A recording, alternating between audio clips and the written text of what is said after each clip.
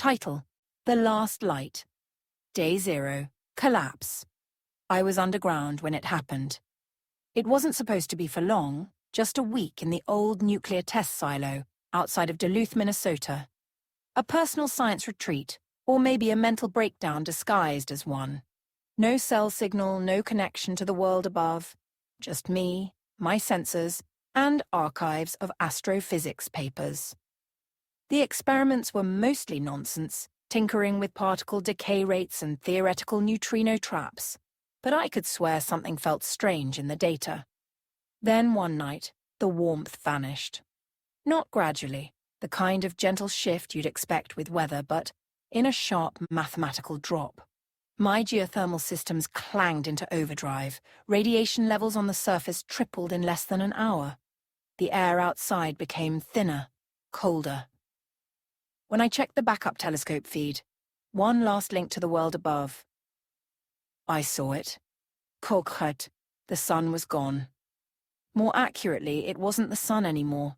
Floating at the center of the solar system was a pinprick of light white hard, vivid, like a laser staring down at a lens, like a cruel eye. The sun had become a white dwarf. Day 7. Silence. The emergency newsfeed went dark sometime in the night. Last I heard, much of Europe had already gone entirely off-grid, and Africa was experiencing continent-wide dusk despite it being noon. Cities collapsed into an eerie quiet.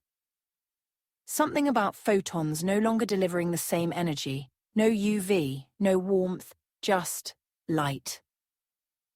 I watched the frozen news extractions as the oceans began to crystallize, moss growing ice on its skin faster than any climate collapse had ever predicted. There were evacuation plans, efforts to harness fusion plants and artificial biospheres, but they'd needed decades to prepare. They got hours. I tried calling out on shortwave on the emergency ham radio. Nothing. No voices across the air. Just wind. And silence. Day 20. Ice echoes. I've sealed off all but the geothermally supplemented chamber. The surface is 200 Kelvin. My suit can't go out for more than 4 minutes at a time, and even then my lungs sting with the cold. Each breath out crystallizes, a disappointment of vapor turned frost. I've kept diaries, part for sanity, part for science no longer needed. If the sun, our sun, collapsed into a white dwarf without warning, natural physics tells me one of two things happened.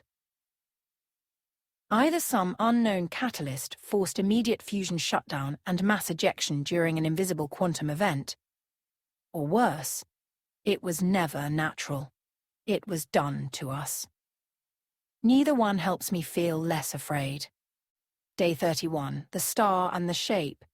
It's not a ball, the white sun. I see it clearer in my custom optical filter now. It's shaped wrongs. Not circular, more like a dodecahedron of burning light, not rotating, not shifting.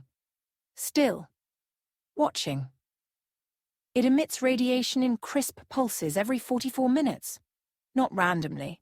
Not like the natural cooling decay of white dwarfs I studied in grad school. This is algorithmic. Deliberate. I wonder, did we make something angry, or did something simply arrive? Day 58. The visitor.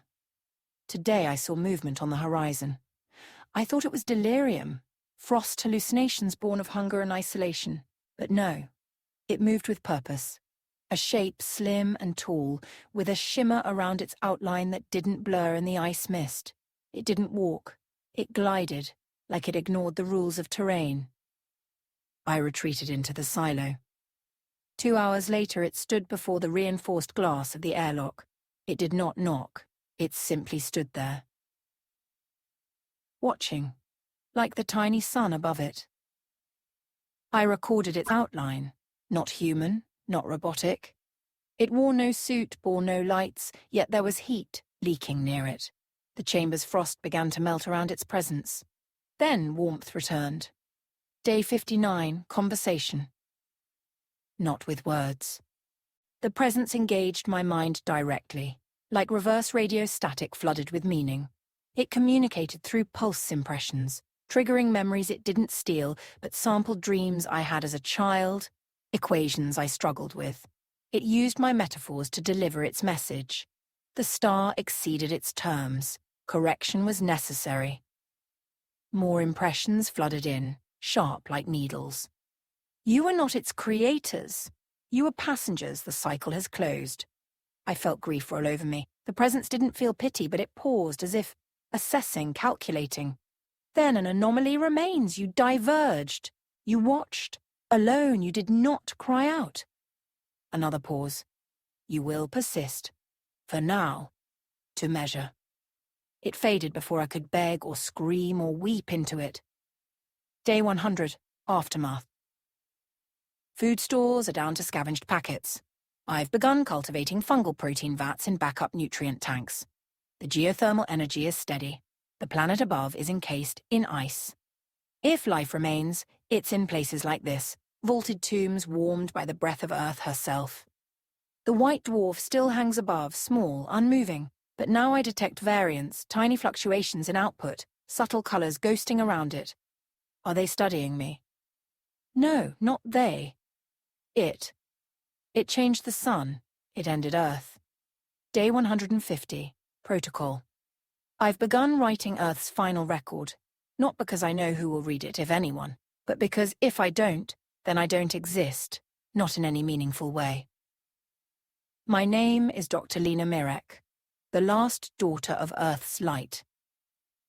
The world ended not with fire or war, but with light becoming poison, with warmth shivering into silence. And somehow, I am alive in the stillness. I study the white dwarf every day, its pulses, its data. Because perhaps, if it's watching me, I will watch back. End estimated reading time approximately 15 minutes.